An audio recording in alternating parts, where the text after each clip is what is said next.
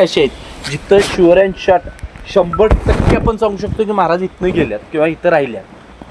त्यातली एक येतोय तो हा राजदिंडी मार्ग आणि दुसरे येते ती किल्ल्याची सदर.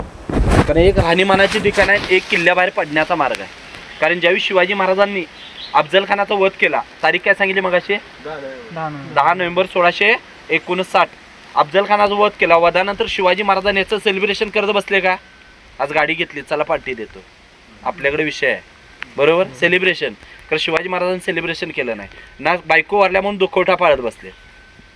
ध्येय एकच होतं, स्वराज्य कसं सुखरूप होतंय, 2 वेळचं प्रत्येकाला अन्नधान्य कसं खायला मिळतंय, या प्रत्येक गोष्टी माझ्या स्वराज्यामध्ये घडल्या पाहिजेत. आणि त्यावेळी छत्रपती शिवाजी महाराजांनी यासाठी प्रतापगड उतरताच पहिली मोहीम कुठे केल्या? वाईवर.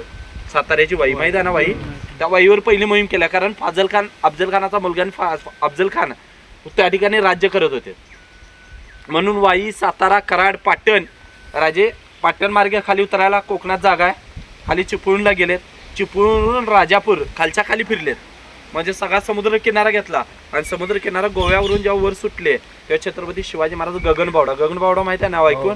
त्या गगनबावड्यावरून कोल्हापूर, कोल्हापूरला जुनं नाव काय? करवीर घेतलं आणि शिवाजी महाराज मिरजेला गेलं. पन्हाळा किल्ल्याला आलेत का? नाही, कारण हा किल्ला घेणं अशक्य आहे. मग शिवाजी महाराजांनी मिरजेला गेलेत तेव्हा वार्ता पुढं काय सोडली की उद्याची पहाट विजापूरवर आक्रमण होणार आहे. आणि तो कोण येणार आहे? दख्खनचा वाघ छत्रपती शिवाजी महाराज यायला लागले. विजापूरकर आदिलशाह घाबरला आणि तेव्हा त्याने कोकण पहाडीमधलं म्हणजे सर्वात बलाढ्य सैन्य असलेलं त्या पन्हाळा किल्ल्यावरचं सैन्य सगळं विजापूर बाउंड्रीला बोलवलं. आणि त्या रात्री शिवाजी महाराजांनी सहजरित्या किल्ला जिंकला.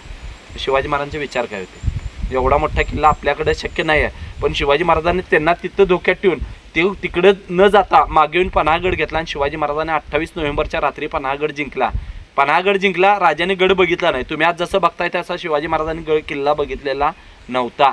आणि त्यावेळी शिवाजी महाराजांनी गड सोडला आणि राजे राजगडला गेले. 2.25 महिने क्रॉस झाले, म्हणजे जानेवारी क्रॉस झाली आणि फेब्रुवारीमध्ये वार्ता कळाली की सिद्दीजोहर 45,000 फौज घेऊन स्वराज्यावर चाल करायला लागला. काय करूया?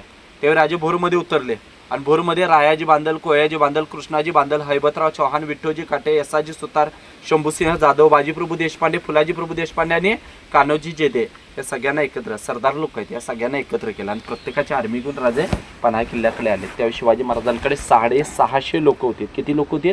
म्हणजे 650 लोकांनी घेऊन राजे पन्हाळा किल्ल्यामध्ये आले. आणि इतक्या 2 मार्च 1660च्या रात्री अफजल खानाचा मुलगा फाजल खान, सिद्दी जोहर आणि बेळगावचा सिद्दी याकूब याच्याबरोबर पीड नाईक 80,000 लोक घेऊन किल्ल्याला घेरायला बसले होते. किती? आणि त्यावेळी त्याने 80,000 लोकांनी किल्ल्याला घेरलं. किती महिने थांबले राजे? 4 महिने गडामध्ये थांबले.